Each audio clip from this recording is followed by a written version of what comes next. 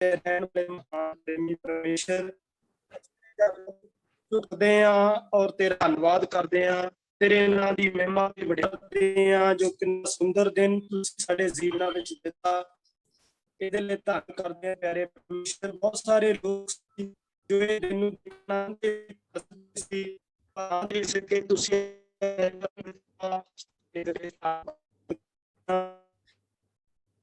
ਸ਼ਾਮ ਦੇ ਸਮੇਂ ਦੇ ਲਈ ਹੁਣ ਜਦੋਂ ਤੇਰੇ ਪਵਿੱਤਰ ਵਚਨ ਦੇ ਨਿਮਿਤ ਇਸ ਜ਼ੂਮ ਮਾਧਿਅਮ ਦੇ ਨਾਲ ਪ੍ਰਭੂ ਅਸੀਂ ਇਕੱਠੇ ਹੋਏ ਹਾਂ, ਤੇਰੇ ਪਵਿੱਤਰ ਵਚਨ ਨੂੰ ਸੁਣਨ ਜਾ ਰਹੇ ਹਾਂ। ਪ੍ਰਭੂ ਤੇਰੇ ਦਾਸ ਨੂੰ ਤੇਰੇ ਪਵਿੱਤਰ ਹੱਥਾਂ ਵਿੱਚ ਸੌਂਪ ਦਿੰਨੇ ਆ। ਜਦੋਂ ਤੇਰੇ ਵਚਨ ਦੇ ਵਿੱਚੋਂ ਦੱਸਦੇ ਆ ਤੁਸੀਂ ਨਾਲ ਹੋਣਾ। ਪਿਛਲੇ ਦਿਨਾਂ ਦੇ ਵਿੱਚੋਂ ਪਹਿਲਾਂ ਅਸੀਂ ਭਾਈਆਂ ਦੇ ਬਾਰੇ ਦੇਖਿਆ, ਭੈਣਾਂ ਦੇ ਬਾਰੇ ਦੇਖਿਆ, ਅੱਜ ਪ੍ਰਭੂ ਜਦੋਂ ਮੰਡਲੀ ਦੇ ਬਾਰੇ ਦੇਖਦੇ ਆ, ਪ੍ਰਭੂ ਤੁਸੀਂ ਸਾਡੀ ਮਦਦ ਕਰਨੀ, ਸਾਨੂੰ ਸਮਝਣੇ ਵਾਲਾ ਸੁਣਨੇ ਵਾਲਾ ਮਨ ਦਿਓ। ਨਿਰਾਸ਼ੀ ਵਚਨ ਨੂੰ ਸੁਣਨੇ ਵਾਲੇ ਨਹੀਂ ਸਮਝ ਕੇ ਉਸ ਦੇ ਅਨੁਸਾਰ ਆਪਣੇ ਜੀਵਨਾਂ ਨੂੰ ਬਤੀਤ ਕਰਨੇ ਵਾਲੇ ਵੀ ਬਣ ਸਕੀਏ। ਪਿਆਰੇ ਪ੍ਰਭੂ ਸਾਡੇ ਜੀਵਨਾਂ ਤੇ ਕਿਰਪਾ ਕਰੋ। ਬਹੁਤ ਸਾਰੀਆਂ ਕਮੀਆਂ ਹਨ ਜੋ ਪ੍ਰਭੂ ਤੇਰਾ ਵਚਨ ਹੀ ਸਾਡੇ ਜੀਵਨਾਂ ਵਿੱਚੋਂ ਦੂਰ ਕਰ ਸਕਦਾ ਹੈ, ਕਿਉਂਕਿ ਪ੍ਰਭੂ ਤੇਰਾ ਦਾਸ ਵੀ ਤੇਰੇ ਜਦੋਂ ਜ਼ਬੂਰ ਦੇ ਵਿੱਚ ਪੜ੍ਹਦੇ ਆ ਤਾਂ ਆਖਦਾ ਹੈ ਪਰਮੇਸ਼ਰ ਜਦ ਤੂੰ ਮੈਨੂੰ ਧੋਂਦਾ ਹੈ ਤਾਂ ਮੈਂ ਬਰਫ਼ ਨਾਲੋਂ ਵੀ ਚਿੱਟਾ ਹੋ ਜਾਣਾ ਹਾਂ। ਪ੍ਰਭੂ ਜੋ ਵੀ ਕਮੀਆਂ ਸਾਡੇ ਜੀਵਨਾਂ ਵਿੱਚ ਹਨ ਪ੍ਰਭੂ ਉਹ ਦੂਰ ਕਰਨਾ ਔਰ ਤੇਰਾ ਵਚਨ ਸਾਡੇ ਜੀਵਨਾਂ ਵਿੱਚ ਕੰਮ ਕਰੇ, ਕਿਉਂਕਿ ਤੇਰਾ ਵਚਨ ਵੀ ਅਸੀਂ ਜਦੋਂ ਪੜ੍ਹਦੇ ਹਾਂ ਲਿਖਿਆ ਹੈ ਆਕਾਸ਼ ਅਤੇ ਧਰਤੀ ਟਲ ਜਾਣਗੇ, ਮੇਰਾ ਵਚਨ ਕਦੇ ਨਹੀਂ ਟਲੇਗਾ।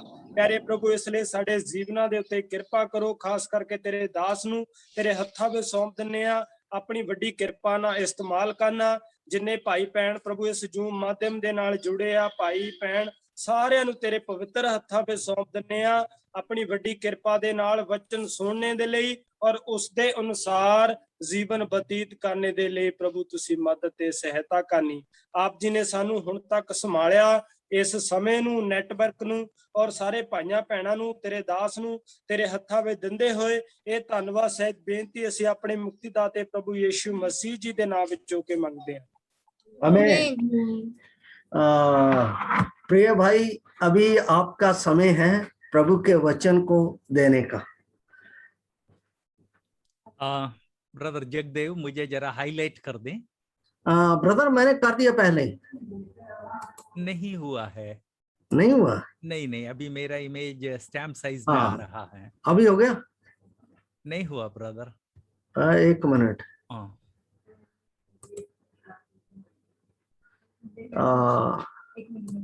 अभी हो गया? अभी हो गया। ओके। आज परमेश्वर ने इस तरह से एक और मौका मुझे दिया, उसके लिए मैं प्रभु का शुक्रगुजार हूं। पुरुष और स्त्री और मंडली ये अपने आप में एक बहुत महत्वपूर्ण विषय है। कलीसिया शब्द के बदले मैं मंडली शब्द का उपयोग इसलिए करता हूं कि कलीसिया किस देश प्रदेश की भाषा है। हिंदुस्तान की किसी भाषा में इस तरह का कोई शब्द नहीं है, और जब हिंदुस्तान की भाषा में एक अच्छा शब्द है मंडली, तो हम विदेशी शब्दों को उपयोग से बचें, इसलिए मैंने मंडली शब्द का उपयोग किया है। पुरुष और स्त्री और मंडली, हमने पिछले 2 दिनों में इसको बहुत अच्छी तरह से देख लिया कि पुरुषों से पुरुष। ब्रदर सभी को ऑफ कर दें। या ओके। मैं फिर अपने आप को ऑन कर लूंगा। ओके। या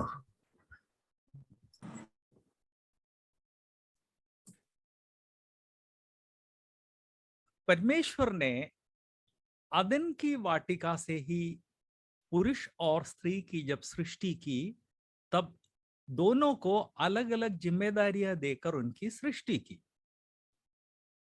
जो लोकल चर्च है या प्रादेशिक मंडली या स्थानीय मंडली, उसमें पुरुष भी होते हैं, स्त्री भी होते हैं, बच्चे भी होते हैं, उद्धार पाए हुए बच्चे और युवा भी होते हैं।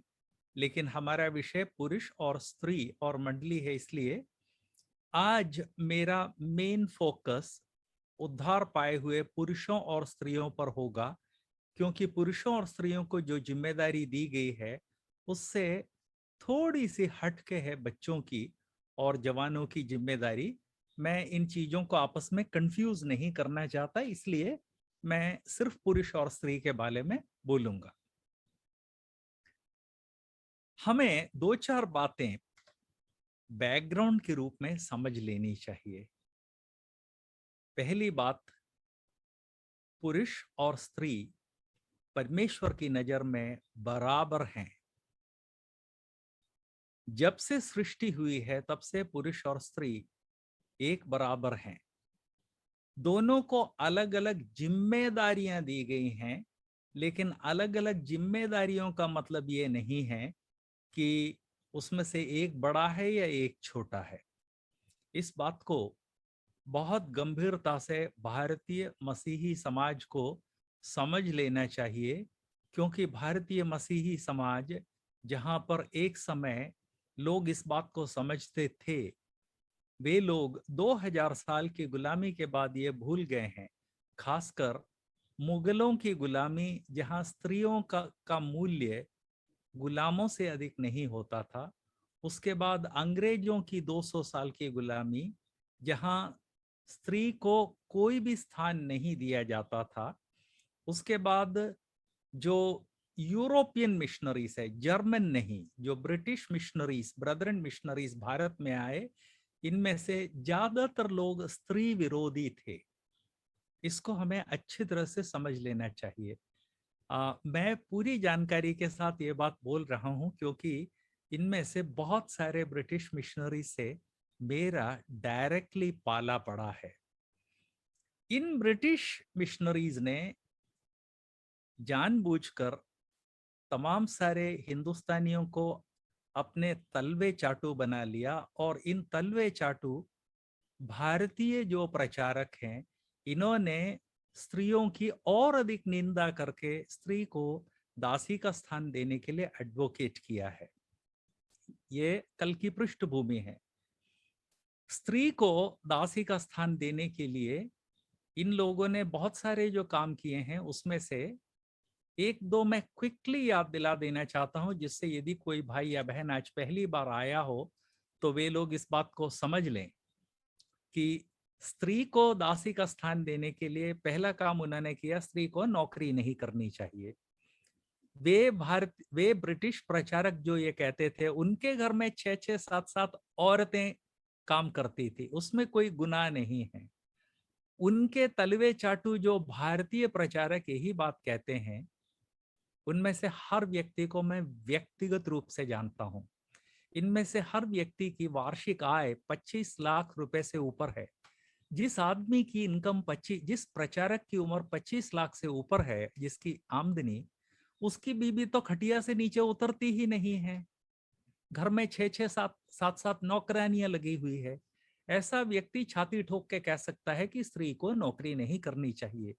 लेकिन वह प्रचारक जिसकी मासिक आमदनी 5,000 या 6,000 है, वह औसत भाई, मंडली में वो औसत भाई जिसकी तनख्वाह 5,000 से 10,000 के बीच में, आजकल तो और भी कम हो गया है, वो जब किराए के मकान में रहता है, तो जब तक उसकी पत्नी सहयोग ना करे, नौकरी ना करे, परिवार का काम नहीं चल सकता है। इसलिए आगे बढ़ने से पहले मैं याद दिलाना चाहता हूं, प्रिय भाइयों, प्रिय बहनों, ब्रिटिश लोगों ने तो हमको मूर्ख बनाया, उनके तलवे चाटू भारतीय प्रचारक भी हमको मूर्ख बना रहे हैं। लेकिन सवाल यह है कि जब ये लोग जो बोलते हैं वो सुनते हैं, तो हमारी अकल घास चरने चली गई है क्या, जो हमको सच्चाई समझ में नहीं आती, जो हम प्रभु के वचन को खोल कर नहीं देखते, क्योंकि ये लोग प्रभु के वचन के विरुद्ध बोल रहे हैं। अब स्थिति इतनी खराब हो चुकी है कि कई दर्जन मंडलियों ने अपने संडे स्कूल क्लोज डाउन कर दिए हैं। क्यों? इन प्रचारकों ने कहा कि स्त्रियां संडे स्कूल में ना पढ़ाएं। सैकड़ों मसीही भवनों में जहां स्त्रियां सुबह प्रार्थना करती थीं और शाम को पुरुष अपने बच्चों के साथ प्रार्थना करता था, वहां स्त्रियों की बोलती बंद कर दी गई है। सैकड़ों भारतीय ब्रदरन परिवारों में जब बच्चे स्कूल जाते हैं, माँ उन सबको एक साथ कबाड़ के प्रार्थना करके भेजती थी। इन भाइयों के प्रभाव में ये बंद हो गया है। क्यों स्त्रियां प्रार्थना ना करें, बच्चों के लिए भी प्रार्थना ना करें? क्योंकि जिस बेटे के लिए वो प्रार्थना कर रही, कल वो पुरुष बन जाएगा। इन्हीं लोगों के असर में बहनों के लिए बाइबल पठन कई जगह वर्जित हो। कई पतियों ने कह दिया कि बाइबल, आइंदा बाइबल पढ़ने की जरूरत नहीं है, मैं पढ़ के सुना रहा हूं, मैं तुमको सिखा रहा हूं। सिस्टर्स मीटिंग में सिस्टर्स का बोलना बंद हो गया है। ये सब मैं याद दिलाना चाहता हूं गुलामी है। और मैं फिर से याद दिलाना चाहता हूं कि वे लोग हमको उल्लू बनाकर अपना उल्लू सीधा कर रहे हैं। वे लोग कंफर्टेबल जीवन जी रहे हैं, मुझे आपको उल्लू बना रहे हैं। इसलिए फिर से आपसे मेरा अनुरोध है कि कम से कम अपनी बुद्धि से सोचें कि प्रभु का वचन तो इसके विरुद्ध बोलता है। प्रभु के वचन में जो कहा गया है उसकी तरफ हम ध्यान दें। और जैसा मैंने इसके पहले भी बोला था, कड़े शब्द हैं, मैं जानता हूं कड़े शब्द हैं, जानबूझकर मैं बोल रहा हूं कि जब ये लोग हमको उल्लू बनाकर अपना उल्लू सीधा करते हैं, तब हमारी अकल क्यों घास चरने चली जाती है? हम क्यों नहीं बुद्धि से प्रभु के वचन को पढ़ते?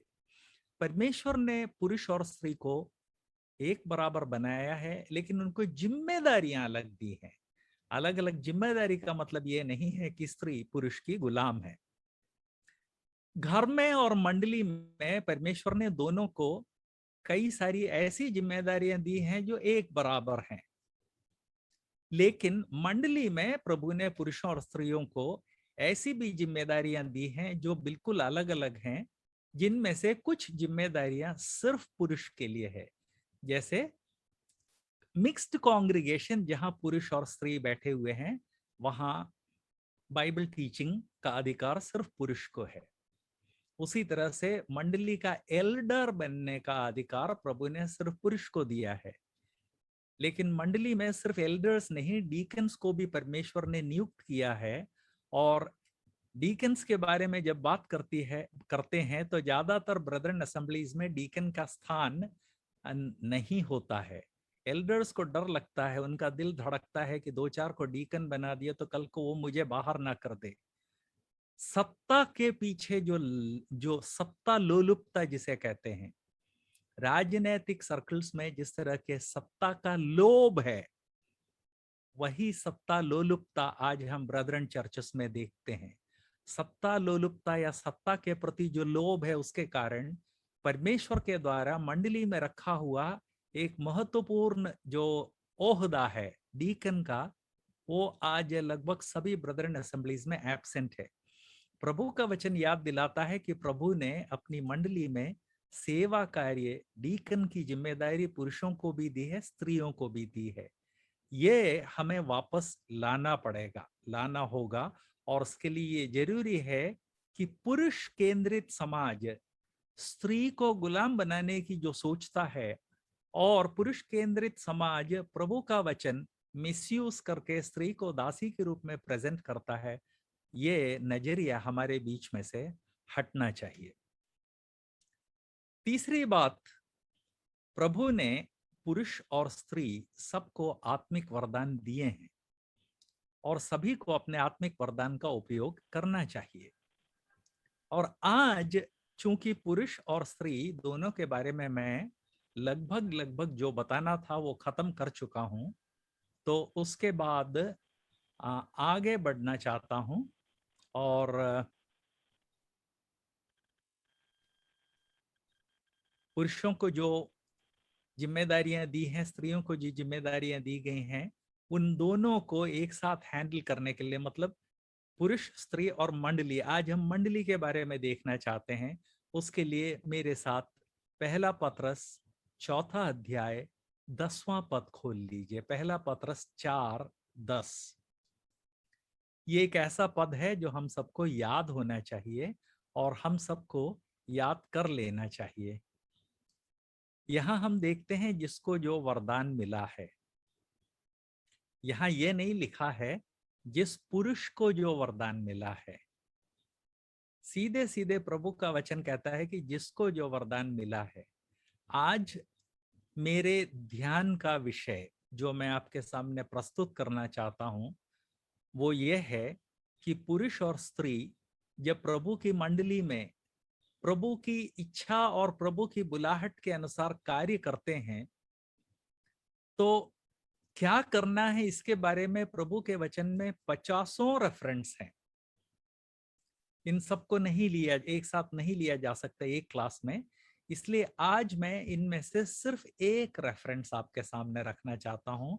और एक रेफरेंस रखना समझदार के लिए इशारा काफी होता है, उसी तरह से प्रभु के वचन से एक रेफरेंस लेकर हम यदि उसका विस्तार से अध्ययन कर लेते हैं तो बाकी तो अपने आप स्पष्ट हो जाएगा। तो मैं आपके सामने ये प्रस्ताव रखना चाहता था, मेरा प्रस्ताव नहीं है, प्रभु के वचन के आधार पर, कि प्रभु ने मंडली में जो लोग हैं उनको आत्मिक वरदान दिए हैं और इन वरदानों के उपयोग के द्वारा पुरुष और स्त्री मंडली में प्रभु के लिए उपयोगी सिद्ध होते हैं। आप कहेंगे कि हे ब्रदर, मैं एक बहन हूं, बड़ी नम्र और दीन बहन हूं, मुझे प्रभु ने कोई वरदान नहीं दिया है। फिक्र मत कीजिए बहन, ऐसे बहुत सारे पुरुष भी हैं जो बिल्कुल यही कहते हैं, मैं तो एक सीधा साधा अपड़ भाई हूं, मुझे प्रभु ने कोई वरदान नहीं दिया है। आपको मालूम है क्या, दुनिया के सबसे बड़े बाइबल स्कॉलर्स में से एक, जिसका नाम ब्रदरन सर्कल्स में काफी जाना जाता है, स्कोफील्ड, जिसके नाम से स्कोफील्ड रेफरेंस बाइबल चलता है। स्कोफील्ड अपने जमाने के जाने माने पहुंचे हुए लॉयर थे, मसीही नहीं थे, विश्वासी नहीं थे। एक बार किसी कारण से वो एक मसीही चर्च में फंस गए। फंस क्या गए, वाकई में फंस गए, क्योंकि जब ऑल्टर कॉल दिया गया तो स्कोफील्ड वहां से खिसकने की सोच रहे थे, तो एक आदमी जो देखने में कोई देहाती मालूम था वो स्कोफील्ड को पकड़ के खड़ा हो गया और प्रभु के वचन से कई पद स्कोफील्ड को सुनाए और पूछा कि इन पदों में विश्वास करते हो क्या, तुमने प्रभु को मुक्तिदाता के रूप में ग्रहण किया है क्या। फाइनली थक हार कर स्कोफील्ड को जब लगा कि इस आदमी से पिंड छुड़ाना मुश्किल है, तो स्कोफील्ड ने सोचा कि सुन ही लेते हैं, एनीवे यहां से बच के जा नहीं सकते तो अपन सुन ही लेते हैं। तो जब स्कोफील्ड ने प्रभु के वचन का वो प्रेजेंटेशन उस देहाती भाई से, जो स्कोफील्ड की तुलना में कुछ भी नहीं था, जब प्रभु का वचन सुना तो पवित्र आत्मा ने स्कोफील्ड के हृदय में कार्य किया, उन्होंने प्रभु को ग्रहण किया और दुनिया में जो सर्वोत्तम स्टडी बाइबल है उसकी रचना, फाइनली उसकी रचना की। ऐसे बहुत सारे पुरुष हैं जो कहते हैं मैं पढ़ा लिखा नहीं हूं। दुनिया का जो सबसे बड़ा स्कॉलर था उसको प्रभु के पास कौन लाया, उसके तुल्य कोई और स्कॉलर नहीं, एक व्यक्ति जो उसकी तुलना में बिल्कुल पढ़ा लिखा नहीं था। तो यदि भाइयों में से किसी को ऐसा लगता है कि मुझे प्रभु ने कोई वरदान नहीं दिया है, तो मैं उनको याद दिलाना चाहता हूं, प्रिय भाई, प्रभु का वचन कहता है जिसको जो वरदान मिला है, जिसका मतलब यह है कि हर व्यक्ति को वरदान मिला है। यहाँ ऐसा भी नहीं लिखा है जिस जिसको वरदान मिला है। यदि ऐसा होता कि जिस जिसको मिला है तो उसका मतलब कुछ को मिला है कुछ को नहीं मिला, ऐसा नहीं लिखा है। जिसको जो भी वरदान मिला है, बहनें भी इस बात को याद रखें, आप में से कोई ये ना कहने पाए कि मुझे प्रभु ने कोई वरदान नहीं दिया है। ये बिल्कुल सोचने के का बिल्कुल गलत तरीका है। प्रभु ने अपने वरदान सभी को दिए हैं, भाई हो या बहन को। आप पूछेंगे कि ब्रदर, वरदान से आपका क्या तात्पर्य है। यहाँ इसका डिटेल नहीं मिलता है, लेकिन पहला कुरिन्थियों 12वां अध्याय और अन्य जो पोर्शंस हैं जो आत्मिक वरदानों के बारे में बोलते हैं, उन पोर्शंस का जब हम अध्ययन करते हैं तब एक बात स्पष्ट हो जाती है कि जब कोई व्यक्ति प्रभु यीशु को मुक्तिदाता ग्रहण करता है, उस समय पवित्र आत्मा उसको एक या अनेक योग्यताएं देते हैं। ये जो एक या अनेक योग्यताएं पवित्र आत्मा के द्वारा उद्धार के समय प्राप्त होती हैं, ये उस व्यक्ति का आत्मिक वरदान है। आत्मिक वरदान को मनुष्य की प्राकृतिक योग्यता के साथ हम कंफ्यूज ना करें। आत्मिक वरदान अलग चीज है, प्राकृतिक योग्यता अलग चीज है। प्राकृतिक योग्यता हमें अपने माँ बाप से मिलती है, आत्मिक वरदान हमको पवित्र आत्मा से अपने उद्धार के समय मिलता है। ये एक आत्मिक पूंजी है जिसका उपयोग करना है। आगे बढ़ने से पहले मैं ये भी आपको बता दूं कि जब आप अपनी स्थानीय मंडली में आपके सामने जो भी अवसर आते हैं, उन अवसरों का उपयोग करेंगे, तब पवित्र आत्मा धीरे धीरे आप पर प्रकट करेंगे कि आपका आत्मिक वरदान क्या है। मेरे साथ ऐसा हुआ। मैं मध्य प्रदेश की ग्वालियर मंडली का सदस्य था, वहीं मेरा बपतिस्मा हुआ। धीरे धीरे चर्च में जो भी अवसर मिलता था मैं उसका उपयोग करने लगा। जब मैं 8वीं में था तब मलयालम से हिंदी में अनुवाद करने लगा।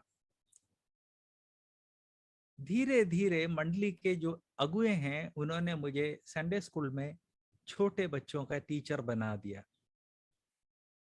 फाइनली मुझे संडे स्कूल का इंचार्ज बना दिया। तो इस तरह से मंडली में मुझे जो अवसर दिए गए थे, उन अवसरों के उपयोग के द्वारा मैंने पहचाना कि मेरा आत्मिक वरदान क्या है। टीचिंग, प्रभु का वचन सिखाना। और फाइनली जब मैं बीएससी फर्स्ट ईयर लगभग खत्म कर चुका था, तब मंडली के जो मुख्य अगुए थे, चीफ एल्डर, उन्होंने एक बार घर पे आके बताया कि अगले बुधवार से लेकर आइंदा इस चर्च का बाइबल क्लास तुम लोगे। मेरी तो झक्की खुल गई। कहा मैं बीएससी फर्स्ट ईयर के आखिर में या बीएससी सेकेंड ईयर के आरंभ में हूं। उस चर्च में तो एक से एक सीनियर लोग थे। मेरे फादर जो कि ना केवल एक सीनियर प्रचारक हैं, एक बहुत अच्छे बाइबल टीचर हैं। मैंने ब्रदरन विश्वास के जो फंडामेंटल्स हैं अपने फादर से सीखा है। उसके अलावा जिन अंकल ने मुझसे आके कहा था कि आइंदा यहाँ क्लास तुम लोगे, वो बहुत सीनियर टीचर थे और प्रभु के वचन के बहुत अधिक ज्ञाता थे। मैंने जब ना नुकर किया तब उन्होंने एक बात कहा, जॉनसन, ये हम एल्डर्स का एक अभिप्राय है कि क्लास तुमको दिया जाए। तुमको प्रभु ने टीचिंग का गिफ्ट दिया है, ये बात हम लोगों ने पहचान लिया है। और इस कारण इस मंडली में तुमको ये अवसर दिया जा रहा है कि इस वरदान का उपयोग भी करो और वरदान को डेवलप भी करो। चाहे टीचिंग का वरदान हो, चाहे मंडली में साफ सफाई का वरदान हो, आपको प्रभु ने जो भी वरदान दिया है उसका उपयोग जब आप पहली बार अपने चर्च में करेंगे, तब चर्च के लोग इस बात को समझेंगे कि आपका वरदान क्या है और आपको और अधिक अवसर मिलेगा। अपन लोग उत्तर भारत में तो संडास वगैरह की सफाई बड़ा नीचा काम समझते हैं। मैं जिस चर्च में हूँ 26 साल से, मैं आपको बताना चाहता हूं कि इन 26 सालों में मंडली की जो बहनें हैं, अच्छे संपन्न परिवारों से आई हुई बहनें, इवेंजलिस्ट की वाइफ, यहाँ तक कि हमारे मंडली के एक एल्डर का बेटा जो अच्छी खासी कमाता है, बेटा और उसकी पत्नी, टर्न बाय टर्न ये लोग हमारे चर्च में 3 संडास है, तीनों की सफाई करते हैं। बच्चे बहुत हैं, अक्सर गंदा कर जाते हैं, लेकिन उनको इस बात का यकीन है कि प्रभु ने उनको ये जिम्मेदारी दी है। जब हम छोटी से छोटी जिम्मेदारी लेकर चर्च में जो बड़ी से बड़ी जिम्मेदारी हमको जब दी जाती है या हमारे सामने उसका बुलावा आता है और जब हम उसको करते हैं तब उसके द्वारा हमें ये बात समझ में आती है कि हमारा आत्मिक वरदान क्या है। मेरे कहने का मतलब यह नहीं है कि संडास की सफाई आत्मिक वरदान है। मेरे कहने का मतलब यह है कि जब मंडली में कोई कार्य करने का मौका आता है, तब जो अवसर हमारे सामने है उसको छोटा बड़ा समझने के बदले हमको जो जिम्मेदारी दी गई है या हमारे सामने जो अवसर आया है, जब हम उसका भरपूर उपयोग करते हैं, तब धीरे धीरे धीरे हम पर यह बात प्रकट होती है कि हमारा आत्मिक वरदान क्या है। ना केवल हम पर यह बात प्रकट होती है, जो लोग हमारे जीवन का निरीक्षण कर सॉरी जो लोग हमारे जीवन का निरीक्षण कर रहे हैं, उन लोगों पर भी ये बात प्रकट हो जाती है कि हमारा आत्मिक वरदान क्या है। जैसा मेरे साथ हुआ था, मेरा आत्मिक वरदान मैं स्पष्टतया समझूं, उसके पहले मेरे चर्च के एल्डर्स ने समझा, और जब समझकर उन्होंने वो जिम्मेदारी मुझे दी, तब ये बात मुझे समझ में आई कि अब मुझे क्या क्या तैयारी करनी है।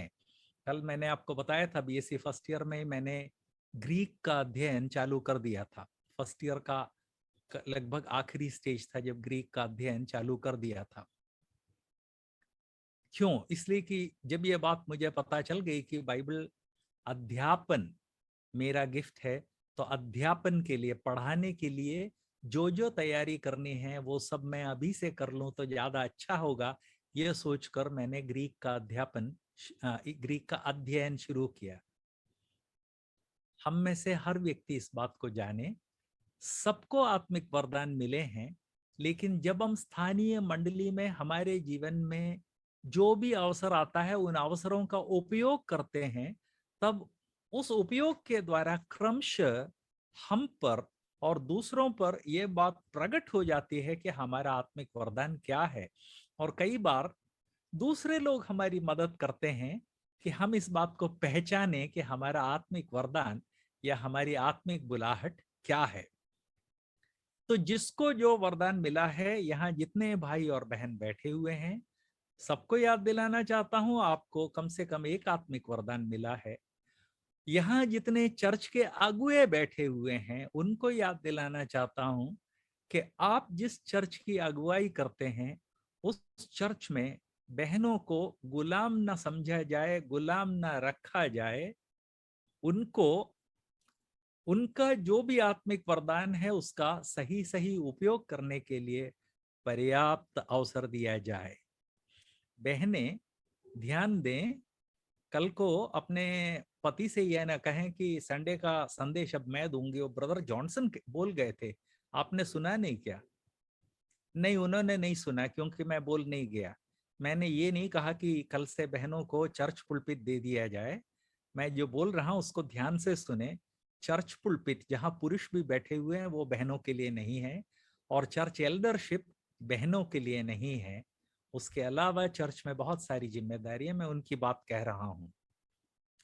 भाइयों, यदि हम अपनी बहनों को सप्रेस करते हैं, उनको जूते तले रखते हैं, नुकसान हमारा ही है। अंग्रेज अपने देश में चला गया, उसको कोई नुकसान नहीं हुआ। वो ऐश करने के लिए हिंदुस्तान आया था, ठाठ बाट से जिया, वो भी लूट का पैसा, ये मैं याद दिलाना चाहता हूँ। ठाठ बाट से जिया, वो वहां चला गया, मर खप गया। लेकिन हमारी स्त्रियों को गुलाम बना गया, और आज वे इवेंजलिस्ट्स जो स्त्रियों की गुलामी की वकालत करते हैं, मैं याद दिलाना चाहता हूं कि तलवे चाटने के कारण उनको ये हिम्मत मिली है। प्रभु का वचन नहीं कहता है, ये मैं बार बार बताना चाहता हूं। आज जो भी मंडली के अगुए या प्रचारक लोग जो संदेश सुन रहे हैं, जरा अपनी मंडली में जो स्थिति है उसको अच्छी तरह से जांच कर, मंडली में जितने बॉर्न अगेन लोग हैं, पुरुष स्त्री बिना भेद के, उनको अपने आत्मिक वरदानों का उपयोग करने के लिए मौका आप तैयार करके दे, ये आपकी जिम्मेदारी है। जिसको जो वरदान मिला है वह उसे परमेश्वर के नाना प्रकार के अनुग्रह के भले भंडारियों की नाई एक दूसरे की सेवा में लगाए। काफी लंबा स्टेटमेंट हो गया है ना, एक एक करके टुकड़ा टुकड़ा अपन लेते हैं, वह उसे परमेश्वर के। इसका मतलब ये हुआ कि हमारा आत्मिक वरदान जो है वो हमारी योग्यता नहीं है, हमारा श्यानापन नहीं है, हमारा स्मार्टनेस नहीं है, परमेश्वर की ओर से मिला है। और यदि परमेश्वर की ओर से मिला है तो हमें डर डर के उसका उपयोग करना चाहिए। कहीं ऐसा ना हो कि हम उसका बुरा उपयोग करें और कल को हिसाब देना पड़े। आप पूछेंगे कि ब्रदर ऐसा भी है कि हमने तो सुना था कि उद्धार पाने के बाद खाओ पियो मौज करो, कल तो स्वर्ग जाना ही है, कोई तुमसे उद्धार नहीं छीन सकता। कोई उद्धार नहीं छीन सकता, ये तो सही है, लेकिन खाओ पियो ऐश करो ये प्रभु के वचन का उपदेश नहीं है। मनमाना जियो ये प्रभु के वचन का उपदेश नहीं है। प्रभु का वचन याद दिलाता है पहला कुरिन्थियों 3 अध्याय में कि हम सबको हिसाब देना पड़ेगा और आग हमारे कर्मों को जांचेगी कि हमारा कर्म कैसा है। जो सोना चांदी या बहुमूल्य पत्थर होगा वो तो बच जाएगा, लेकिन हमने जो कर्म किए हैं उसमें घास फूस और लकड़ी जल जाएंगे। इब्रानियों की पत्री 6 अध्याय में लिखा हुआ है कि भूमि जो अपने मालिक के लिए जोती बोई और सींची जाती है, यदि वो कांटे और ऊंट कटारे उगाए तो जला दी जाती है। भूमि नहीं जला दी जाती, कांटे और ऊंट कटारे जला दिए जाएंगे। जिसका मतलब है कि हर विश्वासी परमेश्वर से उसको जो भी मिला है, चाहे आत्मिक वरदान हो या आत्मिक अवसर हो, उसका दुरुपयोग करता है तो जब अग्नि के द्वारा उसकी परीक्षा होगी तब उसकी हालत बहुत खराब हो जाएगी। इसलिए हमको जो आत्मिक वरदान मिला है वो परमेश्वर से मिला है, ये ना भूलें। और उसका उपयोग ये याद रख के करें कि ये परमेश्वर से मिला है, इसलिए परमेश्वर के लिए इसका उपयोग करना है। पिछले दिनों मुझे एक भाई ने, बगल की एक मंडली है वहां से एक भाई ने बुलाया और बोला कि हमारे बड़े भाई ने अपने चर्च में एक व्यक्ति को जूम पर 6 क्लास लेने के लिए बुलाया। उसके बाद उनका अगला प्रश्न था कि बड़े भैया जूम पर संदेश के लिए आप कितना चार्ज करते हैं? मैंने सर पीट लिया। मैंने कहा कि देखिए, मैं कहीं भी संदेश देने जाता हूं तो पैसे के लिए नहीं जाता। यदि कोई दे देता है तो जेब में डाल लेता हूं। कई बार 2-2, 3-3 दिन के बाद जब वाइफ उस शर्ट को धोने के लिए जेब टटोलती है तब लिफाफा बरामद होता है, तब याद आता है कि अरे बाप रे, उन्होंने एक गिफ्ट दिया था। यदि कोई देता है खुशी से स्वीकार करता हूं, यदि कोई नहीं देता है तो मुझे कोई अफसोस नहीं होता, क्योंकि मैं पैसे के लिए मिनिस्ट्री नहीं करता। तो मेरे छोटे ब्रदर ने, छोटे ब्रदर से मेरा सगा भाई नहीं, मसीह में छोटे ब्रदर ने कहा कि फलाने सभी लोग अपना माइक जरा ऑफ कर लें। शुक्रिया। तो मेरे छोटे ब्रदर ने बताया कि फलाने व्यक्ति ने 6 लेक्चर देने के लिए 18,000 रुपए के करीब मांगा है, मतलब प्रति लेक्चर 3,000। मैंने कहा कि यदि प्रति लेक्चर 3,000 रुपया मैं मांगने लगूं तो मैं तो कभी का करोड़पति हो गया होता। शर्म की बात है, लज्जा की बात है कि हम में से कई लोग प्रभु ने उनको जो वरदान दिया है और प्रभु ने जो पुलपित दिया है वो बार्गेनिंग के लिए, मोल भाव के लिए यूज करते हैं। इस बात को ना भूलें कि ये परमेश्वर के द्वारा दिया गया कैपिटल है। इसको धन बनाने के लिए या जब इस दुनिया में है तब धनी बनने के लिए इसका उपयोग ना करें। एक और मोबाइल ऑन हो गया है, हाँ ऑफ कर दिया है, शुक्रिया। हो जाता है, आजकल के स्मार्टफोन जो हैं उनके साथ एक और ऑन हो गया है, एक और मोबाइल ऑन हो गया, ऑफ कर लीजिए। आजकल के स्मार्टफोन के साथ परेशानी, उसके बगल से निकल जाओ तो वो ऑन हो जाते हैं। इसलिए आपकी, लेकिन हमारी जिम्मेदारी है, एक और फिर से ऑन हो गया है। मुझे लगता है कि आज की शाम है, थोड़ा बहुत नाटक हो जाए उसके लिए आज की शाम है। यहाँ वहाँ स्मार्टफोन बहुत सेंसिटिव चीज है, जरा संभाल के रखें। तो फिर ऑन हो गया।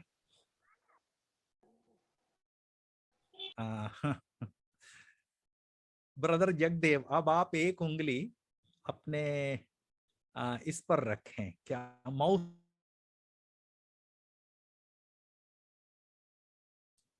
या भाई जगदेव माउस पे हाथ रखे रहें, लगातार ऑफ कर दीजिए, मैं अपने आप को लगातार ऑन कर लूंगा, मेरे हाथ में भी माउस है। ऑन हो रहा हो, आपकी गलती नहीं है, स्मार्टफोन है ही ऐसी बेढंगी चीज जो जिसका अपना ही दिमाग है। तो हाँ, मैं ये कह रहा था कि अपने आत्मिक वरदानों का उपयोग मोल भाव के लिए हम कभी नहीं करें, इस बात को याद रखें। ये संपत्ति परमेश्वर की है। तो जिसे जो वरदान मिला है वो उसे परमेश्वर के नाना प्रकार के अनुग्रह के भले भंडारियों की नाई, ये अनुग्रह के भले भंडारियों की नाई कहने के बदले प्रभु का वचन ऐसा क्यों कहता है कि विविध प्रकार के, ये नाना जो शब्द है ये भी अंग्रेज की देन है। हिंदी में कोई नाना शब्द का उपयोग इस तरह से करता है क्या? कोई नहीं करता है। विविध प्रकार के अनुग्रह के भले भंडारियों की नहीं, यहाँ विविधता, इस पर प्रभु का वचन क्यों जोर देता है? इसके पीछे कारण है। पिछले 2000 सालों में कुछ लोगों की हमेशा ये आदत है कि अपने आत्मिक वरदान को आसमान तक बड़ा चढ़ाकर बताते हैं और दूसरे के आत्मिक वरदान को जूते तले रखते हैं। करते हैं या नहीं करते? बहुत लोग करते हैं, बहुत लोग करते हैं। मैं ऐसे बहुत सारे लोगों को जानता हूं जिनसे बात करो तो उनके कहने का मतलब है कि मैं प्रार्थना करता हूं तो आसमान जमीन पर उतर आता है। सवाल यह है कि आप यदि इतने बड़े प्रार्थना वीर हैं तो रोज शाम को आपकी बीवी से जो झगड़ा होता है उस बीवी को प्रार्थना के द्वारा सही नहीं कर पाए, और आपकी जुबान जो इतनी गंदी है प्रार्थना के द्वारा आप उसे विशुद्ध नहीं कर पाए। आपका लड़का जो कॉलेज के गुंडे और लुच्चों में माना जाता है उसको आप सीधा नहीं कर पाए, और आपकी लड़की जिसने कॉलेज में बहुत नाम किया है उसके कैरेक्टर को सुधार नहीं पाए। मुझको बता रहे हैं कि आप प्रार्थना करते हैं तो आसमान से पृथ्वी पर स्वर्ग उतर आता है।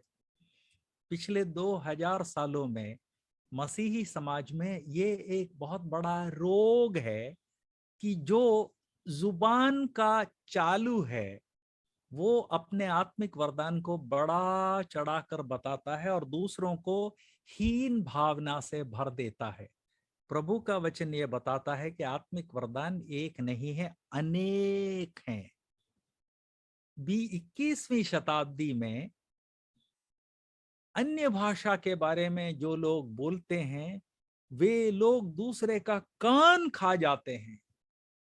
अन्य भाषा में जब से मैं बोलने लगा हूं मेरा आत्मिक जीवन बहुत गहरा हो गया, गंभीर हो गया। वो है, ये है, तमाम सारी चीजें हैं।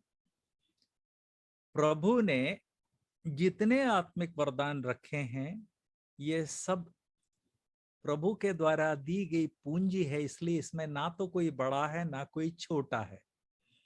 इसमें कुछ एडमिनिस्ट्रेशन के वरदान है, कुछ मदद के वरदान है, कुछ प्रार्थना के वरदान है, लेकिन कोई भी वरदान छोटा या बड़ा नहीं है। इसलिए प्रभु का वचन कहता है कि परमेश्वर के विविध प्रकार के अनुग्रह के भले भंडारियों की नाई, जिसका मतलब यह है कि हमको जो आत्मिक वरदान मिला है एक या अनेक, ये मेरी योग्यता नहीं है, ये परमेश्वर का अनुग्रह है। और यदि हम इस बात को समझ लें कि ये परमेश्वर का अनुग्रह है तो आत्मिक वरदानों के बारे में किसी भी तरह से घमंड के लिए कोई स्कोप नहीं रहेगा। बहुत लोग हैं जो आत्मिक जगत में अपने आत्मिक वरदान पर बहुत घमंड करते हैं, लेकिन प्रभु का वचन याद दिलाता है कि यह परमेश्वर का अनुग्रह है। अनुग्रह का क्या मतलब है? अनुग्रह का मतलब है हमारी अपनी कोई योग्यता नहीं है, हमारी योग्यता के बिना कोई हमको कुछ दे रहा है। इसका सर्वोत्तम उदाहरण है भिखारी। आपके घर के सामने आकर एक भिखारी यदि हाथ फैलाता है और यदि आप उसको 1 रुपए या 2 रुपए का सिक्का दे रहे हैं, तो उस भिखारी से आपकी कुछ पड़ी है क्या? आपकी कुछ अटकी हुई है क्या उस भिखारी को भीख देने के लिए? नहीं, आपकी कोई अटकी नहीं है। आप नहीं देंगे, कुछ नहीं होगा। ज्यादा से ज्यादा ये होगा कि 5 मिनट खड़ा होकर चला जाएगा। लेकिन जब हम भिखारी को देखते हैं, दया करके दे देते हैं। ये हमारी दया है, कृपा है। इसी तरह से मनुष्यों को जब परमेश्वर मनुष्य की योग्यता के कारण नहीं, लेकिन मनुष्य पर दया करके जब परमेश्वर उसे कुछ देते हैं, वो है अनुग्रह। जिसका मतलब यह हुआ कि हमारा आत्मिक वरदान ना केवल परमेश्वर की पूंजी है, मेरी नहीं है, उसके साथ साथ हमें यह भी समझना चाहिए कि हमारी इसमें कोई योग्यता नहीं है, ये परमेश्वर का अनुग्रह है। आज आगे बढ़ने से पहले मैं फिर से एक बार याद दिला दूं, जो भाई और बहन लोग प्रभु का वचन सुन रहे हैं, इनमें से हर व्यक्ति को, यदि आज तक आपने अपने आत्मिक वरदानों को नहीं पहचाना है या यदि उनकी उपेक्षा की है, तो इस बात को याद रखें कि आपकी मंडली यदि आत्मिक रूप से शोषित हो रही है, आत्मिक रूप से यदि वो दरिद्र है, तो उसका कारण यह है कि आप अपने आत्मिक वरदान का उपयोग नहीं कर रहे हैं। पुरुष और स्त्री और मंडली का मतलब यह है कि हर पुरुष और स्त्री इस बात का निर्णय ले ले कि मैं अपने आत्मिक वरदान का उपयोग अपनी स्थानीय मंडली के पोषण के लिए जरूर करूंगा। आज से लगभग 5 साल पहले की बात है। मैं एक मीटिंग अटेंड कर रहा था, उसमें एक बुजुर्ग थे 80 साल के। उन्होंने मुझसे कहा कि जॉनसन, इस मीटिंग के बाद मुझे जरा स्टेशन पर ड्रॉप कर देना। मैंने कहा कि ऐसी क्या जल्दी है भागने की, मीटिंग हमारे साथ अटेंड कीजिए, कैंप है, रात हमारे साथ स्पेंड कीजिए, हमको अच्छा लगेगा रात को आपसे आपका अनुभव सुनने। उन्होंने कहा कि जॉनसन, हमारी मंडली में यदि मैं ना पहुंचूं तो संडे को प्रभु बोझ उठा के देने के लिए कोई नहीं है, प्रभु का वचन सुनाने के लिए कोई नहीं है। मैंने ऐसे ही कैजुअली पूछ लिया कि अंकल, ये चर्च कितने साल पुराना है? तो उन्होंने कहा कि 50 साल पहले जब मैं नौकरी के लिए वहां पहुंचा था, तब कुछ विश्वासियों की मदद से हमने एक चर्च चालू किया। 50 साल पुरानी चर्च। केरल जैसे प्रदेश में जहां टेम्परेचर 36 डिग्री के ऊपर नहीं जाता, वहां पर साउंड प्रूफ और एयर कंडीशनड चर्च, मैं देख चुका हूं उस चर्च को। लेकिन 50 साल में एक व्यक्ति को आप ट्रेन नहीं कर पाए जो प्रभु का वचन खोलकर 4 शब्द लोगों को बता सके। एक व्यक्ति को ट्रेन नहीं किया जो प्रभु भोज के लिए प्रार्थना करके वो दूसरों को दे सके। गलती किसकी है? प्रभु की नहीं है। प्रभु हर चर्च में आत्मिक वरदानों का जो वैविध्य है या जो विविधता है वो देते हैं। गलती आपकी है जो आपने लोगों को सप्रेस किया, सर उठाने नहीं दिया। आज जो पुरुष और स्त्री, जो भाई बहन सुन रहे हैं, उनमें से भाइयों से मैं पूछना चाहता हूं, यदि पूछा जाए कि फलाने भाई का व्यवहार मंडली में अन्य विश्वासियों के प्रति कैसा है, तो विश्वासियों का जवाब यह होगा कि अरे फलाने भाई, बाप रे, मैं तो कुछ करना ही नहीं चाहता, वो तो जबरदस्ती पीछे पड़े रहते हैं कि तुमको ये करना है, तुमको ये करना है, तुमको ये करना है, और मैं तो उनसे नजर बचा के कई बार बाथरूम में घुस जाता हूँ, और जब बाहर निकलता हूँ तो वो तो वहीं बाहर ही खड़े मिल जाते हैं कि मुझसे बचने की कोशिश मत करो, ये काम तुमको करना है। ऐसे भी हैं लीडर्स जो ढूंढ ढूंढ के लोगों के आत्मिक वरदानों को समझकर लोगों को प्रोत्साहित करते हैं, और ऐसे भी हैं जो सपेरे के समान सांप को हमेशा बंद किए रखते हैं।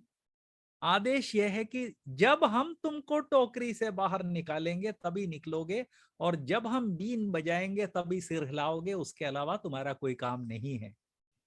आज जो भाई लोग सुन रहे हैं, उनमें से जिन लोगों के ऊपर चर्च की जिम्मेदारियां, उनसे मैं पूछना चाहता हूं कि आपको जो चर्च दिया गया है उसमें परमेश्वर ने पुरुषों को और स्त्रियों को विविध प्रकार के वरदान दिए हैं।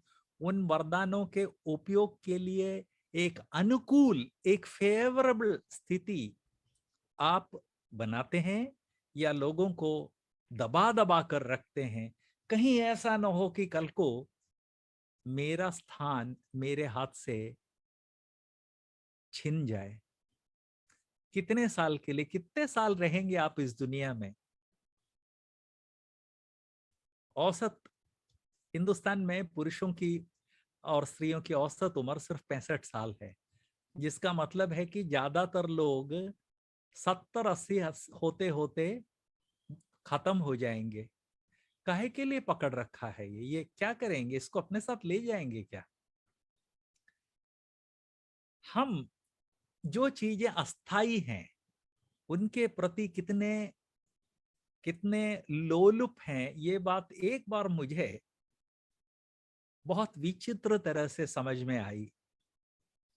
मैं एक्चुअली ग्वालियर से दिल्ली जा रहा था। ग्वालियर से दिल्ली जा रहा था, बिना रिजर्वेशन के कंपार्टमेंट में बैठा हुआ था, जगह काफी थी। दो लोग एक पूरा का पूरा बेंच घेरे हुए बैठे थे, किसी को बैठने नहीं दे रहे थे। दो हिजड़े आए, नहीं बैठने दिया। मैंने क्या किया, देखिए, मसीही लोगों को हिजड़ों के प्रति बहुत दयालु होना चाहिए। मैं अपनी जगह से उठा, सामने के बेंच पे ठस लिया। कुछ नहीं कर पाए वो लोग, क्योंकि एक बेंच पे 4-4, 5-5 लोग बैठ सकते हैं। हिजड़ों से कहा कि मेरी सीट पे बैठ जाओ। तो ग्वालियर से चलते में वो हिजड़े मेरी सीट पे बैठ गए। मैं उन दो लोग जो सीट घेरे बैठे थे उनके बीच में बैठ गया। आगरा पहुंचे तो वो दोनों उठे और उतरने लगे। तो उसमें से एक हिजड़ा बोला, अरे जा कहाँ रहे हो, ये सीट भी उखाड़ के अपने साथ ले जाओ। अचानक मुझे शॉक लगा। सच है, जो सीट हमारा नहीं है, ना हमारे बाप का है, और जिसके ऊपर हमारा कोई अधिकार नहीं है, जिस पे 4-4, 5-5 लोग बैठ सकते हैं, उस पे ये दोनों ऐसे बैठे हुए थे जैसे कि जीना उस सीट के साथ है, मरना उस सीट के साथ है। और इसलिए उस हिजड़े ने जो कहा था, उसने जो कहा था, वो आज से लगभग 30 साल पहले की बात है। 30 साल के बाद भी मेरे मन से वो नहीं हटा है। उखाड़ के ले जाओ अपने साथ। जो पुरुष प्रभु का वचन आज सुन रहे हैं, जिन्होंने अपनी मंडली में किसी को बढ़ने नहीं दिया है, उनसे मैं पूछना चाहता हूं, मंडली को उखाड़ के ले जाओगे क्या? जब इस दुनिया को छोड़ के चले जाओगे तो मंडली को उखाड़ के तुम्हारे ताबूत में रख दिया जाएगा क्या? बहुत सावधानी से प्रभु के द्वारा दी गई जिम्मेदारियों को हम जाने, पहचाने और उसका उपयोग करें। प्रभु ने नाना प्रकार के, विविध प्रकार के अनुग्रह को रखा है। उसका उपयोग करना और दूसरों से उसका उपयोग करवाना हमारी जिम्मेदारी है, जिसको याद करते हुए अगला शब्द है अनुग्रह के भले भंडारियों के समान। यह प्रभु का अनुग्रह है, इसलिए हम उसे दबा के स्वार्थ के साथ अपने पास रखने के बदले दूसरों को पुश करें कि वे लोग अपने आत्मिक वरदानों को उपयोग करें। उखाड़ के कोई नहीं ले जाएगा, ये बात मैं याद दिलाना चाहता हूं। भंडारी के समान, भंडारी शब्द अपन जनरली यूज नहीं करते, लेकिन उत्तर भारत में मुनीम शब्द का उपयोग तो हर जगह होता है। आज से लगभग 38 साल पहले जब मैं एक विद्यालय में काम करता था, तब एक बार स्कूल के लिए काफी कुछ चीजें खरीदनी थी, तो वहां के एक बहुत बड़े हार्डवेयर स्टोर में गया, तो बाप रे क्या स्वागत किया गया। वो आदमी मुझे ले गया, क्या चाहिए क्या चाहिए, क्योंकि वो समझ गया था कि सबसे बड़े स्कूल से आया है तो काफी खरीदारी होगी। सब कुछ दिखाया। जब सब खरीद लिया तो उसने कहा कि सर वो लोग बिल बना दें, पैक कर दें, तब तक मैं आपको अपना स्टोर हाउस दिखाता हूं। मैं तो आसमान से गिरा, मैं कौन? लेकिन मुझे ले जाके उसने सारा स्टोर हाउस दिखाया। इतना बड़ा भंडार गृह हार्डवेयर का मैंने जीवन में कभी सोचा भी नहीं था। उसके बाद वो लाके आसन पर बैठाया उसने, और उसने कहा लाओ कुल्फी लाओ। बाकायदा कुल्फी आई, उसने खाया, मुझे खिलाया। मुझे लगा कि बाप रे कितना दीन मालिक है। मैंने उससे पूछा कि आपने इस दुकान की स्थापना कितने साल पहले की? उसने कहा कि सर आप ये सोच रहे हैं कि मैं दुकान का मालिक हूं। मैं मालिक नहीं हूं, मैं मुनीम हूं। बाप रे, मैं आसमान से गिरा। मुनीम था, लेकिन वो इस तरह से व्यवहार कर रहा था जैसे कि वो मालिक हो और उस दुकान में बिजनेस ज्यादा से ज्यादा बढ़ाने की जिम्मेदारी उसकी हो। और जब उसने देखा कि बड़े स्कूल से आया है, तो उसने तो ठान लिया कि ये तो हमें इन भाई साहब को और इनके स्कूल को परमानेंट कस्टमर बना के यहां से भेजना है। यह है एक मुनीम की जिम्मेदारी, यह है एक मुनीम का व्यवहार। प्रभु का वचन याद दिलाता है कि हम परमेश्वर के विविध प्रकार के अनुग्रह के भंडारियों की नाई, मतलब मुनीमों की नाई उसका उपयोग करें। करते हैं क्या? यहां एक शब्द भंडारी से पहले आया है। यह शब्द आपने देखा क्या? प्रभु का वचन सीधे सीधे कह सकता था कि परमेश्वर के विविध प्रकार के अनुग्रह के भंडारियों की नई सेवा में लगाओ। भले शब्द को क्यों जोड़ दिया? प्रभु के वचन में एक अक्षर भी बिना कारण नहीं है। मैं बोल रहा था ना कि ये मोबाइल फोन बड़ा गड़बड़ करता है। मैं इसको ऑफ करना भूल गया, अब ये आवाज कर रहा है। अच्छा, भला शब्द वहां पे क्यों लगाया? इसके पीछे भी एक कारण है। एक मुनीम भला भी हो सकता है, बुरा भी हो सकता है। प्रभु के वचन में ही हमको इसका उदाहरण मिलता है। आपको याद है एक बार प्रभु ने कहा था कि एक दास, वो मुनीम था, उसके बारे में खबर मिली कि वो मालिक की संपत्ति उड़ा रहा है। उससे कहा कि हिसाब दो। एक को बुलाया, अरे सुनो 50 मन तेल लिया था। हाँ, एक काम करो, वो पेपर इधर लाओ, फाड़ दो, लिख दो कि 30 मन। उसको खुश कर दिया। एक और को बुलाया कि सुनो तुम यहां से 100 मन गेहूं ले गए थे। हाँ, एक काम करो, वही खाता लो, काट के उसको 50 मन कर दो। यह है धोखेबाज सर्वेंट, बुरा सर्वेंट। उसके अलावा अच्छे दासों के बारे में भी प्रभु के वचन में लिखा हुआ है।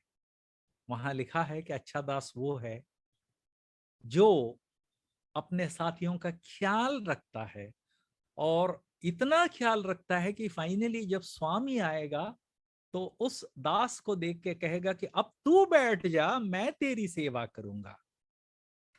जब प्रभु का वचन कहता है कि हमें अपने आत्मिक वरदानों का उपयोग भले भंडारी के रूप में करना है, तो इन दोनों में तुलना की गई है।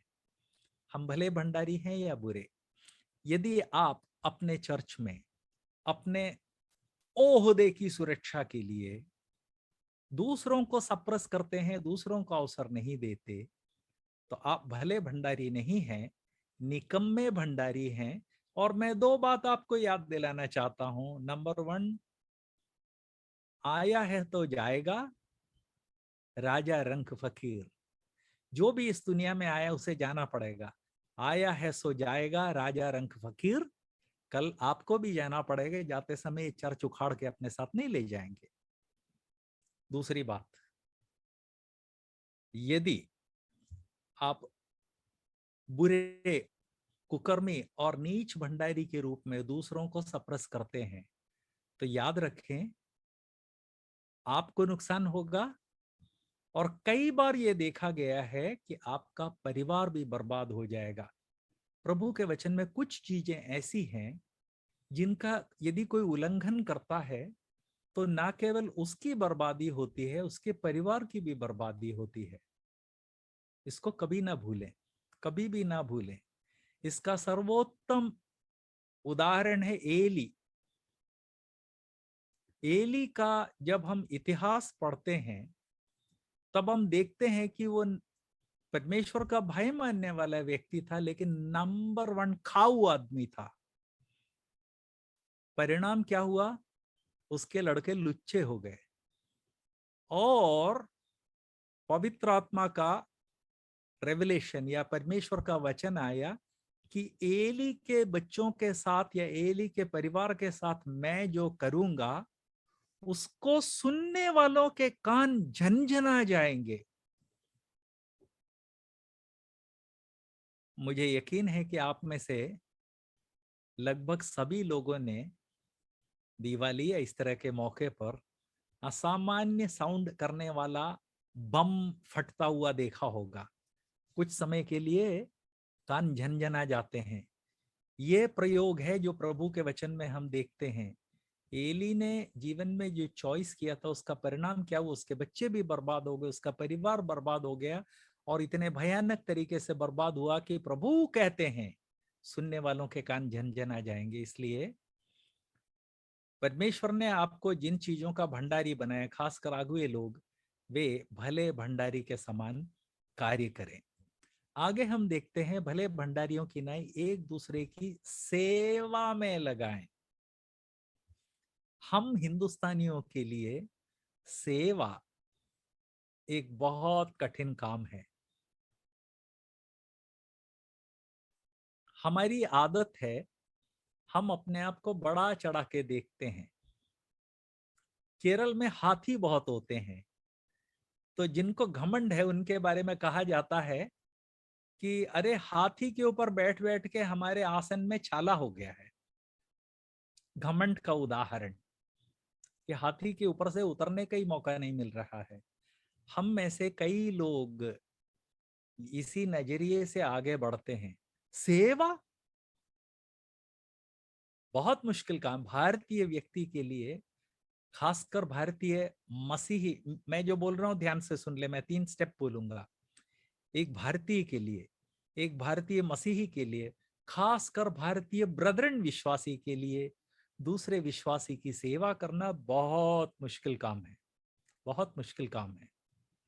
लेकिन प्रभु का वचन याद दिलाता है कि आत्मिक वरदान इसलिए दिया है कि हम सेवा करें। जो भाई लोग सुन रहे हैं वे भी इस बात का ध्यान रखें, जो बहनें सुन रही हैं वे भी इस बात का ख्याल रखें कि हम में से हर एक को स्थानीय मंडली में अपने आत्मिक वरदानों का उपयोग करना है। और जब हम उपयोग करते हैं तो सेवा भाव के साथ उसका उपयोग करें। उत्तर भारत में कई सारे करोड़पति, अरबपति ब्रदरन लोग हैं। मैं कईयों को जानता हूं। इनमें से किसी ने कभी गर्मी के दिनों में प्यासे को पानी देने के लिए कोई प्याऊ लगवाया है क्या? उत्तर भारत में सब जगह प्याऊ दिखते हैं, अब कम हो गए हैं। लेकिन मुझे याद है मेरे बचपन में जब हम स्कूल से 3-3, 4-4 किलोमीटर पैदल चल के जाते थे तो कम से कम 2 प्याऊ पे रुककर पानी पीते थे। ये प्याऊ कौन लोग लगवाते थे? सेठ लोग, जिनके पास काफी इनकम है। वे, उनको इनकम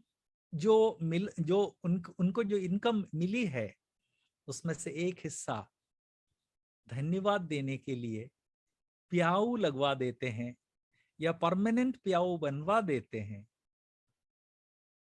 इनमें से कई सेठों को मैं जानता हूं, इनमें से कईयों के बच्चे मेरे साथ पढ़े हैं, और इनकी इनकम कितनी है मैं जानता हूं। इनकी तुलना में 10-10 गुना ज्यादा अमीर लोग, ब्रदरन इवेंजलिस्ट लोग इस समय उत्तर भारत में हैं। ब्रदरन विश्वासी लोग भी हैं जो व्यापार करते हैं। इनमें से कभी किसी ने कोई धर्मशाला बनाई है क्या? कोई प्याऊ लगवाया है क्या? कोई अस्पताल बनवाया है क्या? सेवा भाव ब्रदरन लोगों के लिए वैसा ही है जैसे शैतान को सूली दिखाई गई। वो कहते हैं नॉवेल्स वगैरह में कि शैतान को सूली दिखाओ, वो ऐसा भाग जाता है सर पे पैर रख के कि कुछ पूछो मत। सेवा भाव के बारे में हमारी आदत कुछ वैसी ही है। प्रभु का वचन याद दिलाता है कि हमें आत्मिक वरदानों का उपयोग एक दूसरे की सेवा के लिए करना है। ये अपने आप में बहुत व्यापक विषय है, और परमेश्वर के वचन में ही कम से कम 4 पोर्शंस हैं जो इसके बारे में डायरेक्टली बोलता है, और कम से कम 10-20 और पोर्शंस है जहां इनडायरेक्टली इसके बारे में बोला गया है।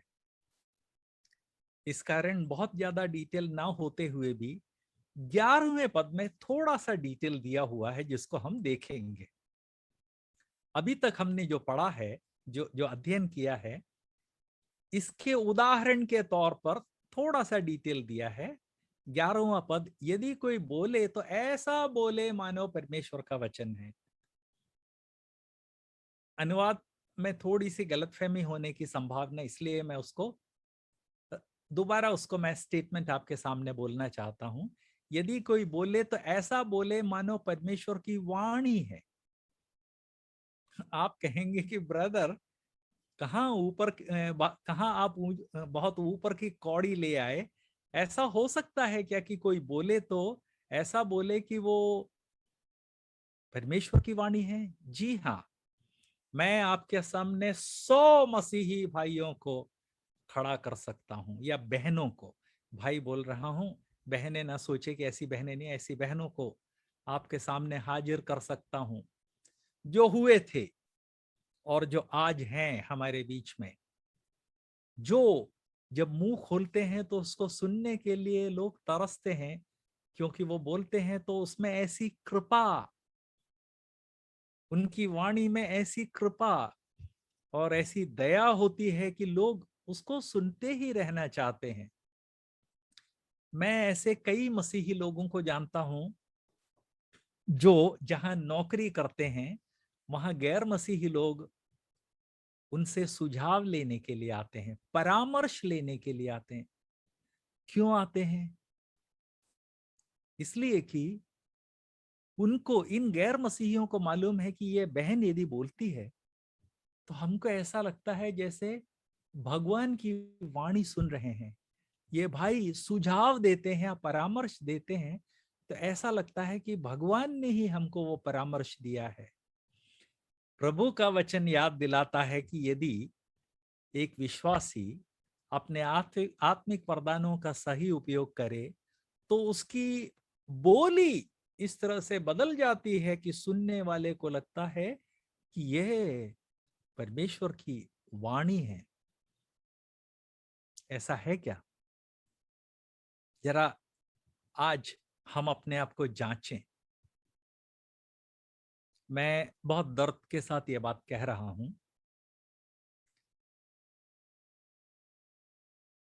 कोविड से पहले लगभग 4 साल हम कई भाई लोग हाउस टू हाउस गॉस्पेल देने के लिए जाते थे, हाउस टू हाउस मिनिस्ट्री। 3 लोगों ने आरंभ किया, लेकिन आखिर होते होते 8-9 भाई थे। 2-2 के ग्रुप में हम घर घर जाकर ट्रैक्ट और गॉस्पेल देते थे। अक्सर किसी ब्रदरन या पेंटिकॉस्टल भाई के घर के पास गॉस्पेल देने में हमारा दिल धड़कता था। जानते हैं क्यों? ब्रदरन या पेंटिकॉस्टल लोगों के घर के आसपास किसी व्यक्ति को गॉस्पेल दिया जाता था तो अक्सर लोग उसको मना कर देते थे, हमको नहीं चाहिए।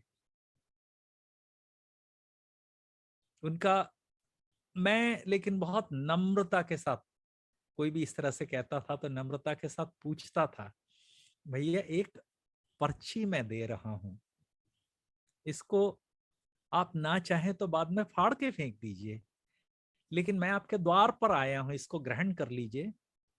तो अक्सर उनका उत्तर होता था, पहले जाकर अपने लोगों को बताओ कि उनको उद्धार की जरूरत है।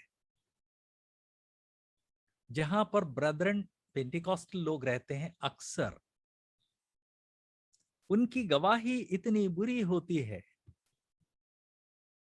कि अगल बगल के लोगों से यदि प्रभु यीशु का शुभ संदेश बोला जाता है तो कहते हैं, भैया पहले ईसा मसीह का संदेश उनको दे दो, ईसा की जरूरत उनको ज्यादा है, हमको बाद में है, वो बदल जाएं तो तब हमको यकीन होगा कि ईसा के द्वारा जीवन में बदलाव आ सकता है। प्रभु का वचन कहता है कि यदि हम सिर्फ बोल रहे हैं तो हमारी वाणी ऐसी होनी चाहिए जैसे परमेश्वर की वाणी है। यदि हम अपने आत्मिक वरदानों का प्रॉपर यूज करते हैं तो ऐसा हो जाएगा, क्रमशः, एकदम से नहीं, क्रमशः हो जाएगा। यदि कोई सेवा करे तो उस शक्ति से करे जो परमेश्वर देता है। सेवा बहुत मुश्किल काम है, बहुत मुश्किल काम है। जिसको सेवा का वरदान मिला है, मैं याद दिलाना चाहता हूं कि लोग आपकी सेवा शुश्रूषा चाहेंगे, कभी पलटकर एक शब्द धन्यवाद का नहीं बोलेंगे। जिस युग में आज से 2000 साल पहले जब कोढ़ लाइलाज हुआ करता था, आज भी कई प्रकार के कोढ़ का इलाज नहीं है, लेकिन 2000 साल पहले तो लाइलाज था। उस समय जब प्रभु यीशु की बस वाणी से प्रभु ने कहा, जाओ अपने आप को याजकों को दिखाओ, 10 चंगे हो गए, उसमें से 9 लोग वापस नहीं आए। जो लाइलाज बीमारी है उससे पूर्ण चंगाई मिलने के बाद जाकर प्रभु से एक शब्द, प्रभु आपकी दया है, नहीं बोला। तो यदि आपको प्रभु ने दूसरों की सेवा का वरदान दिया है तो एक बात याद रखें, मनुष्य की शक्ति से करेंगे तो 2 दिन में आप थक जाएंगे और कहेंगे कि ये रही तुम्हारी धर्मशाला, मैं चला। इसलिए प्रभु का वचन याद दिलाता है कि आत्मिक वरदान, यदि आपको सेवा का वरदान मिला है तो आप अपने शरीर की शक्ति से नहीं, उस शक्ति से करें जो परमेश्वर देते हैं, जिससे सब बातों में यीशु मसीह के द्वारा परमेश्वर की महिमा प्रकट हो। हमको जो आत्मिक वरदान दिए गए हैं उनका उपयोग इस तरह से करना है कि सब बातों में मीन्स मनसा, हम जो सोचते हैं, वाचिया, हम जो बोलते हैं, कर्मणा, हम जो करते हैं, उसके द्वारा परमेश्वर की महिमा हो। नहीं, परमेश्वर की महिमा नहीं कहा गया है।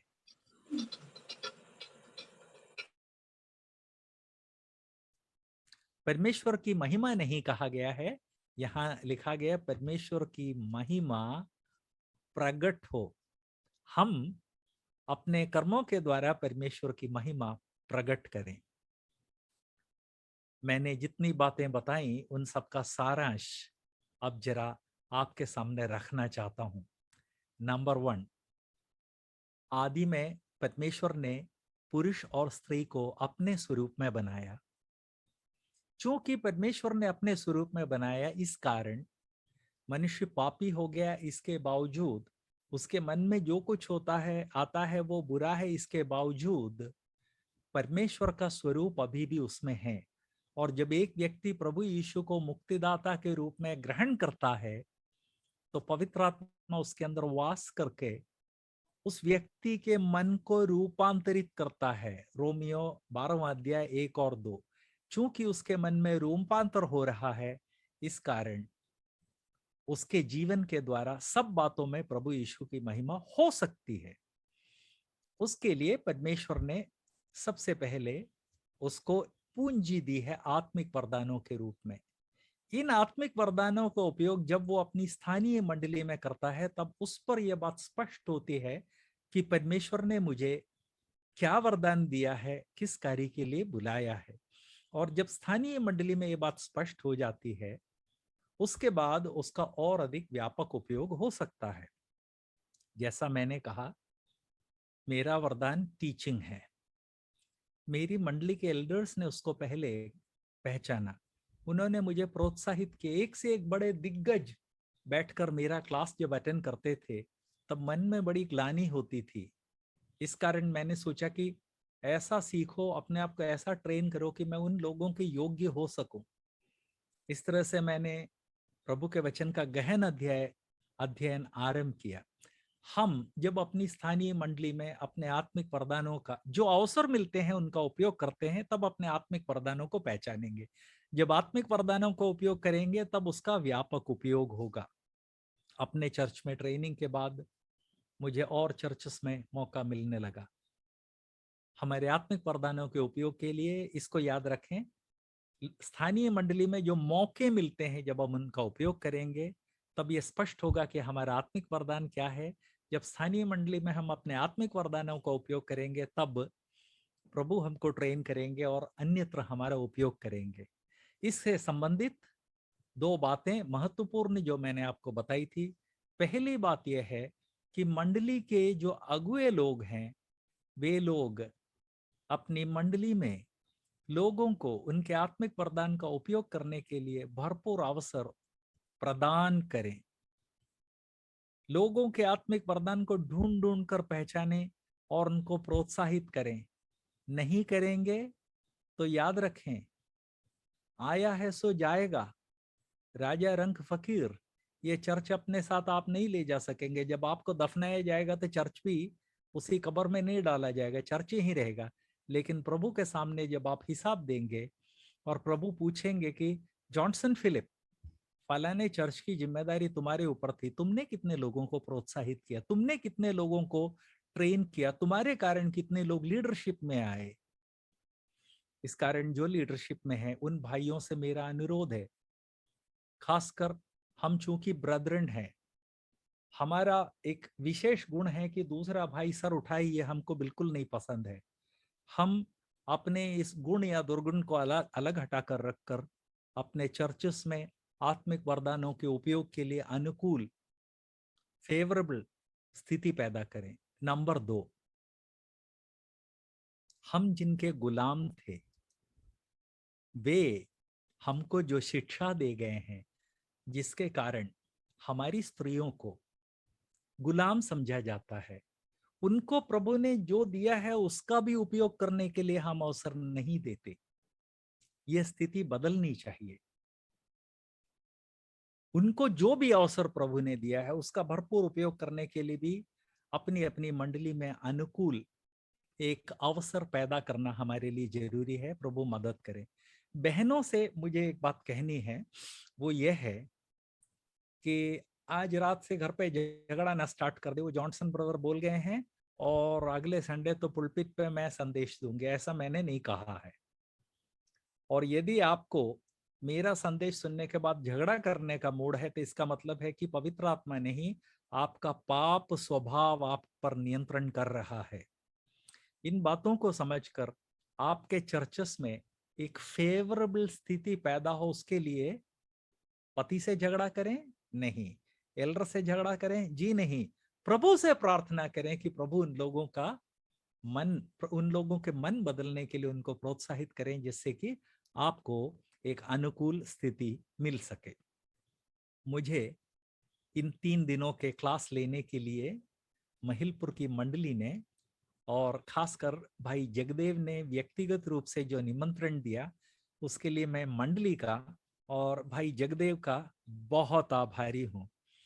भाई जगदेव से पहली बार जो मुलाकात हुई, उस तब से ही मुझे कुछ पता नहीं क्यों उनका व्यक्तित्व बहुत पसंद आया, उनसे बहुत स्नेह हो गया। प्रिय भाई, प्रभु ने इस तरह से मौका दिया, उसके लिए मैं प्रभु का शुक्रगुजार हूँ। प्रभु आप पर, आपकी मंडली पर और उसके अलावा आज जितने भाई बहन प्रभु का वचन सुन रहे थे, सबको अपना अनुग्रह दे। प्रभु के नाम की स्तुति हो।